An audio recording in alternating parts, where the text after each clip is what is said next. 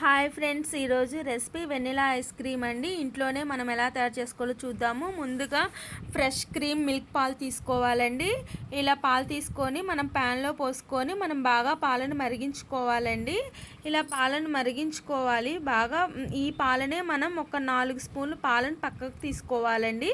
పక్కకు తీసుకొని దాంట్లో కస్టర్డ్ పౌడర్ కలుపుకోవాలండి. నేను వెనిలా ఐస్ క్రీమ్ చేద్దాం అనుకున్నానండి. వెనిలా కస్టర్డ్ పౌడర్ తీసుకున్నానండి. మీ కస్టర్డ్ పౌడర్ లేకపోయిన వాళ్ళు కార్న్ఫ్లవర్ తీసుకోవాలండి. 1.5 స్పూన్ కార్న్ఫ్లవర్ తీసుకొని మనం ఐస్ క్రీమ్ చేసుకోవచ్చండి. నేను వెనిలా కస్టర్డ్ పౌడర్ తీసుకున్నా కాబట్టి వెనిలా ఎసెన్స్ తీసుకోలేదండి. ఇంకా ఈ కస్టర్డ్ పౌడర్ సరిపోతుందండి. ఇలా మనం ఒక 2 స్పూన్లు కార్న్ఫ్లవర్ 2 స్పూన్లు కస్టర్డ్ పౌడర్ వేసుకొని ఇలా మిక్స్ చేసుకోవాలండి.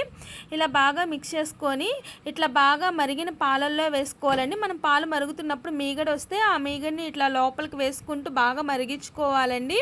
ఈ కస్టర్డ్ పౌడర్ని ఈ పాలల్లో ఇలా వేసుకోవాలండి. ఇలా వేసుకొని బాగా కలుపుకోవాలండి.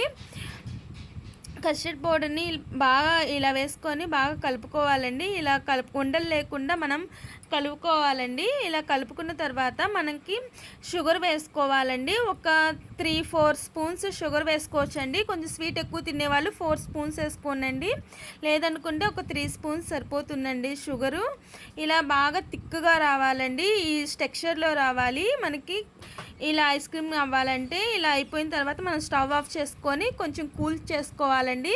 ఇలా కూల్ చేసుకున్న తర్వాత మనం ఒక మిక్సీ జార్ కానీ బ్లెండర్ కానీ తీసుకోవాలండి. బ్లెండర్ లేని వాళ్ళు మిక్సీ జార్ తీసుకొని మనం ఇట్లా మొత్తం వేసేసుకోవాలండి. మిక్సీలో వేసేసుకొని మనం మిక్సీ పట్టుకోవాలండి. మనం మిక్సీ పట్టుకునేటప్పుడు మనం ఒక్కసారిగా వేసుకోకూడదండి, ఆపుకుంటూ వేసుకోవాలి. ఇలా వేసుకుంటే ఇట్లా నురగ రావాలండి. ఇలా వేసుకొని ఒక 8 బాక్స్ కంటైనర్ తీసుకోవాలండి. కంటైనర్ తీసుకొని ఈ మిక్చర్ని దీంట్లో వేసేసుకోవాలండి. ఈ బాక్స్లో వేసుకొని పైన మనం బటర్ పేపర్ పెట్టుకోవాలండి. ఎందుకంటే మనకి బటర్ పేపర్ పెట్టుకోవటం వల్ల మనకి ఐస్ ఫామ్ అవ్వకుండా ఉంటుందండి. ఇట్లా పెట్టేసేసుకొని మనం మూత పెట్టేసుకొని ఫ్రిడ్జ్లో పెట్టుకోవాలండి. 4-5 అవర్స్ ఉంచితే సరిపోతుందండి. 4-5 అవర్స్ అయిపోయిన తర్వాత మనం మళ్ళీ ఇంకొకసారి మిక్సీ పట్టుకోవాలండి. ఇట్లా అవుతుందండి. మనం ఇలా మిక్సీ పట్టుకోవటం వల్ల ఐస్ క్రీమ్ బాగా స్మూత్గా వస్తుందండి. మనం మిక్సీ పట్టుకునేటప్పుడు క్రీమ్ ఉంటే క్రీమ్ వేసుకోవచ్చండి. క్రీమ్ లేని వాళ్ళు పాల మీద మీగడైనా వేసుకోవచ్చండి. నేను పాల మీద మీగడ వేసేసుకుంటున్నానండి. మనం పాల మీద మీగడ వేసుకోవటం వల్ల బాగా స్మూత్గా వస్తుందండి ఐస్ క్రీము. ఒక 2 స్పూన్లు పాల మీద మీగడ వేసేసుకున్నామంటే చాలా బాగుంటుందండి. మళ్ళీ మనం ఇలా మిక్సీ పట్టుకోవాలండి.